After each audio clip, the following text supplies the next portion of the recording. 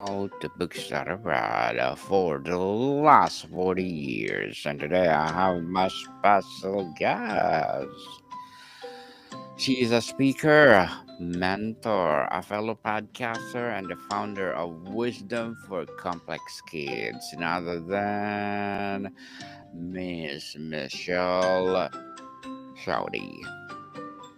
Hello, hello. How's it going, everyone? Thanks for Welcome, having me. Yes, welcome, Miss Michelle, on Book One Review. And can you please introduce more about yourself that I miss?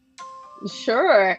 My name is Michelle Choairy. I am originally from Brazil, and I now live in Huntington Beach, California.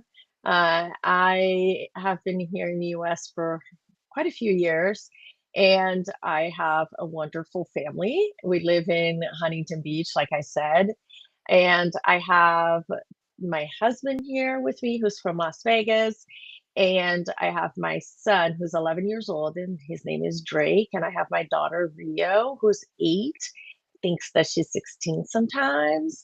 But I'm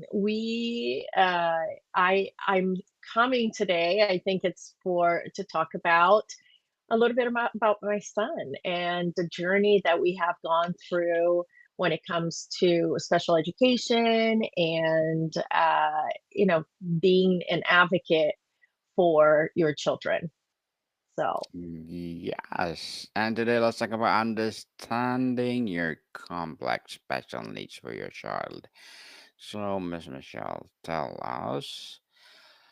You emphasize understanding the child, not just managing the behavior. Can you share a time when you discovered a challenging behavior was actually a misunderstood from of a communication and how it changed your approach? yeah. So one of the things that about, the complex kiddos that we have in our lives is that they're complex. So they don't think the same way, they don't feel the same way, they do things differently. They seek out different things than what we are used to seeking and to learning and knowing about them. So what we do is when you think your child is just throwing a fit or being not being regulated, or it's usually not them being a bad kid. They're not trying to be bad kids. Sometimes they just don't know, they just don't understand how to actually show their emotions, how to regulate their emotions, how to they just don't know how to do those things yet. A lot of the kiddos are a little bit delayed when it comes to understanding feelings and understanding um, what is happening around them. Some of them are more sensitive to certain things than others, and so understanding that they're not doing something to you is a very, very important thing to understand, because they're not trying to be bad, they're not trying to do something to you. What they're trying to do is they just don't know how to do it. And so it is us, the parents and the therapists, this is on us to teach them how to learn, how to project, their emotions, how to understand their emotions also. Took us a long time with my son, and we would have these meltdowns and these bad, crazy behaviors. And we're finally at a point where he understands what sadness is. He understands what anger is. He understands when, he he's just being a little it's just you have to teach your child or they're Mm-hmm. not going to be able to understand. And sometimes it's through going through the pains of growing up, and that's kind of how it is. So yeah. Yes, you need to teach them people to understand what's Yeah. happening to them. Many complex Yes. children communicate in non typical ways. What are the most effective strategies you found for listening to your child when words fail, whether through action, sounds, or patterns? So I remember growing up in Brazil, and I think that I grew up in the era of you're a bad kid, you're gonna get a spanking, or something like that. Mm-hmm. And when I look at I, I was a mom. I became a mom a lot older. Like I was 38 years old when I was a mom. My mom had me when she's in her 30s. She had six kids. I don't know how she did that, but you know when when I look back of the way things were, um, like you're gonna get a spanking, you're gonna go this way, and most of the time we didn't even know what was happening, right? We were just children, and man, my closet was a disaster, and then my mom would come and get mad at me because I couldn't organize it. And now I'm like the most organized person in the world that you will know. But the when you look at the way that I was raised, and I look at the way that I'm raising my kids, sometimes when we're acting up, what we're trying to say is, I need you. And so I have had to really learn when those times are and when they're not happening. So I try to actually, like, if there is something happening, like and I know that my children are having experiencing this behavior, sometimes all they need is like a comforting hug, a come here, talk to me, like let's talk this together, and really just like hugging them, physically hugging them. And so sometimes that's all they need, is just to be understood, and what they're acting out because you're not giving them this. So Mm, yes, yeah. definitely. Hug them and talk to them, people. Every child, yes, every child has a strength that can be overshadowed by their challenges. How did you Uh-huh. discover your child's unique superpower or area of brilliance, and how do you nurture it? How do you nurture it? It's a daily thing. It's a minute to minute thing, because we need that to for them to respond to us. We need the the power to we have that, right? As parents, we have that power to calm down our kids. We have Nobody else is going to have that, right? We need to Mm-hmm. develop that. And so um, almost call it a superpower. You're right. It is moms. I think that we have a superpower that's called the mama gut. I believe in that, and the mama gut is like sometimes you just feel it inside of you, and you just know either there's something wrong, or there's something right. It's just that feeling, and I call it our sixth sense, right? For the moms, and sometimes the dads, but I think it's more for the moms, Daniel. Definitely. Mama's God, as you said, Miss Michelle. Yes. How does your child's sensory experience of the world seem to differ from neurotypical experience? And how has understanding this been the key to reducing their distress? You know, the they do experience things differently, and sometimes it's because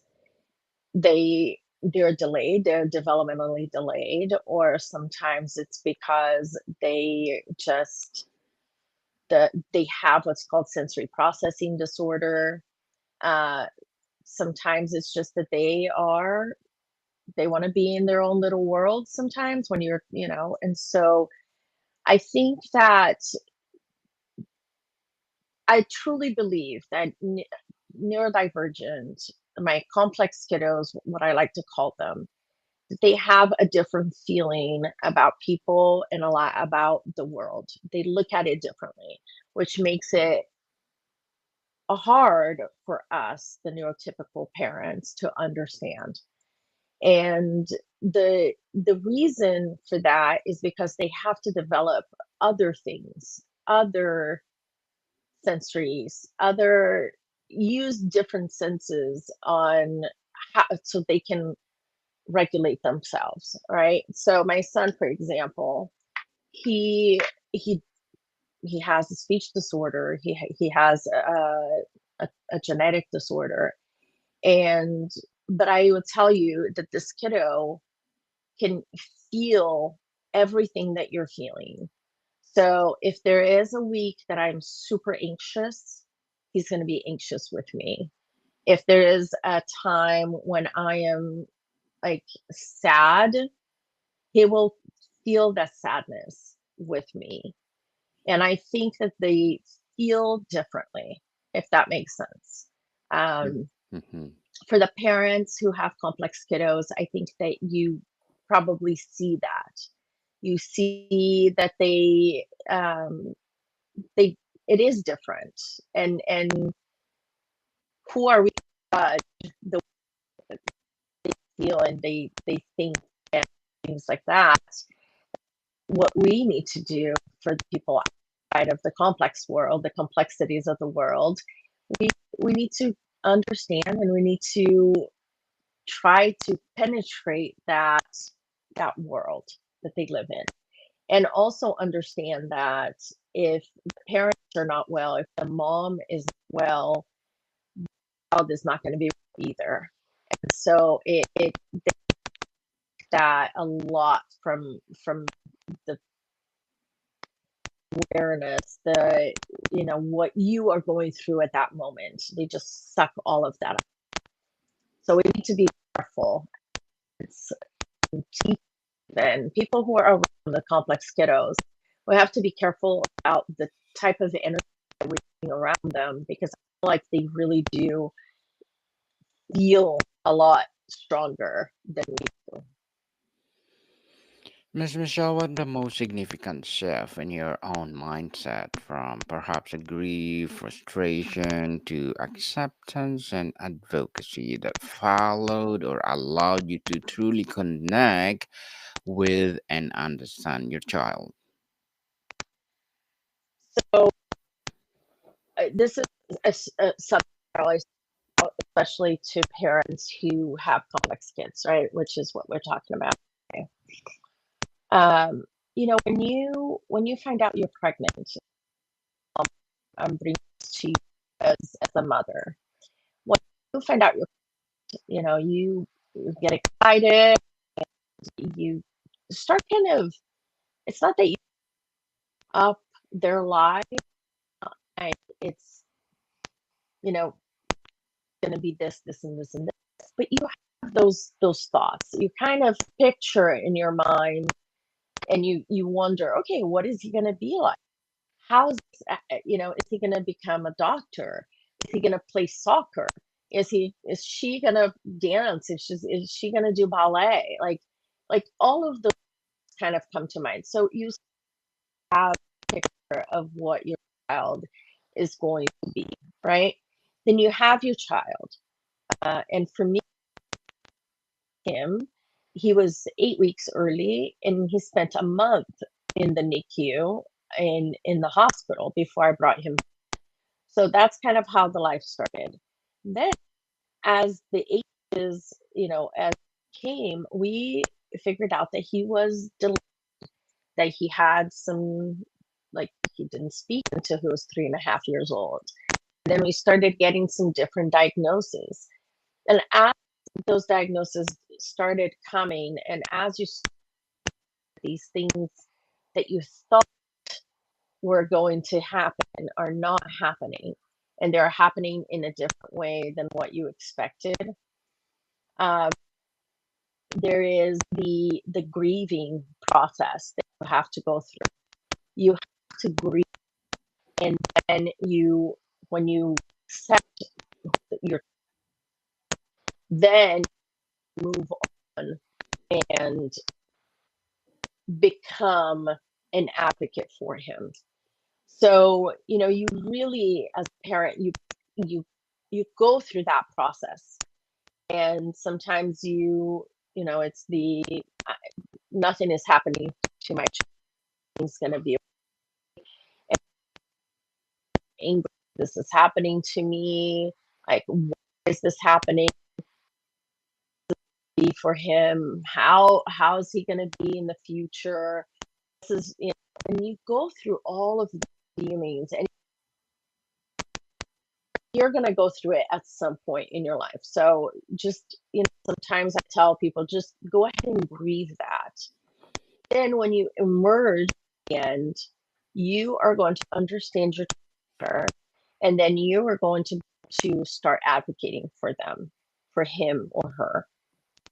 And that's where, you know, you own it, and they're most powerful. And I like to say, like, you're your child's hero, and that is what you become. You become their hero. You become the person who's going to them, who's going to who's going to push them and advocate for them. So, but I think that you do have to go through that grieving process before you can actually do and become that advocate. Miss Michelle, as a speaker, mentor, as a fellow podcaster, what are your short-term and long-term goals? Oh, that's a good question. Of course, I would love for my podcast to be number one. So, so if anyone's listening and you would like to do, it's Complex Kids Simple Solutions. We are in all platforms as Mm. podcasters, and for me, the what I want to do, the goal of to help the complex kiddos, help parents be able to help them, and through special education advocacy, right? We need to, here in the United States, and I think that it is the same around the world. Sometimes the complex kiddos are forgotten, or they are kind of pushed to the side. Here, when you get your child into school, they're going to give minimum amount of and the minimum care. And so here in the United States, we have what's called an individualized educational plan. It's called an IEP. And the IEPs are usually, if you fight for them, they're very basic. They're going to include just a few accommodations for your child, and maybe some speech therapy or some occupational therapy. But they look at the are coming to me, they don't know how to help their kids. Don't know what you don't. And so my short term goal is to help them understand what it is that they can do. My long term goal is to get as many parents and as many kiddos happy as they can be, because this road, when you have a complex kid, it's hard. There is, I'm not going to tell you that it's an easy road by any means, because you have to learn the things that we just talked about, regulation and emotions, and you have to learn all of that to be able to serve them. And me, I want kiddos to get the best education that they can, to get the best uh, therapies from their insurance companies that they. I want the parents to become the best advocates that they can, so they can feel empowered. They can feel that their kids, that they're doing what's right for their kids. And so that is the long term here, is to help the families, help complex families. Help the families indeed, and good luck to your goals. And looking forward for more success, Miss Michelle. And what will be your piece of advice for those people out there want to be like you? So my advice is, let yourself grieve, serve yourself, and develop a village. You need to have a village or you're not going to be okay. So a village around you. Don't forget to take care of yourself. If it's a mom or a dad who's listening, don't forget to take care of yourself and be that annoying parent always advocating for their kids. Because if you don't do it, Hmm.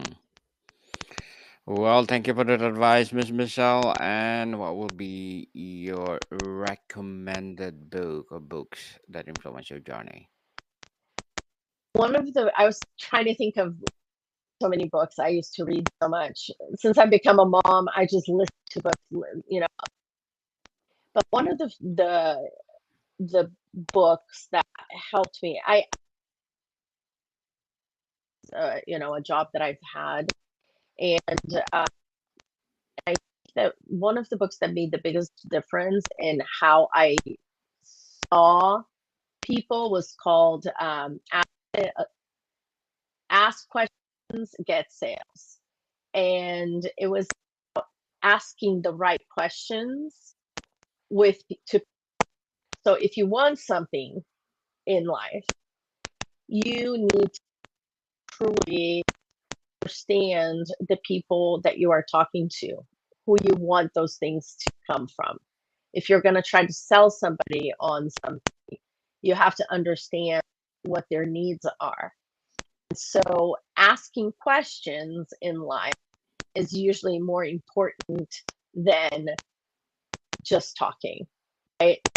That was one of the greatest books that I have read in my lifetime, because I use that on a regular basis. I interact with people in a way that um, I try to understand who they are. And when you do that, when you connect with people that way, life is a lot easier than when you hate everybody and you don't connect, right? So ask questions. That was my recommendation. Thank you for the recommendation, Miss Michelle. And to wrap up our discussion for today, I'm inviting you to please do listen to my other podcast, people. My other podcast, because my Abstract Essay is already in fifth season. Abstract Poetry in the second season. I'm a Book 101 review in fifth season too. A Comedy 101 third season. Food 101 in fifth season. Geography 101, Love Letters, Movie 101 review, Music 101, our fourth season. Science 101, Sex 101, and second season. I'm a Baby Podcast, Law 101, Mental Health, and Bible Verses 101. Please listen to them wherever you listen your podcast. So, Miss Michelle, for a parent just beginning this journey, feeling overwhelmed and isolation or isolated, what is the most important advice you will give to them? Find your village, people that understand your child. Find that village, build that too, and that's what's gonna get through this. And take care of yourself too. That's important. Yes, definitely take care of yourself so that you can take care of your special one. So, Miss Michelle, thank you so much again for sharing your knowledge and wisdom to the world. Thank you, thank you, thank you. And can you You, please, Jen. yes, can you please invite our listeners to support your podcast, your advocacy, or whatever projects that you're doing right now? Yes. So please, Complex Kids Simple Solutions talk a lot about for parents, and visit us and special education concierge doc number 4 complex kids doc. And I cannot wait to get in touch with you guys. Yes, people, let's support Miss Michelle Choairy because if you support her for sure, more and more empowering episodes to come up for the podcast, and more empowering and advocacy will rise. So, Miss Michelle, thank you so much for your time. Thank you, Daniel. Have a great day. What can people see you soon?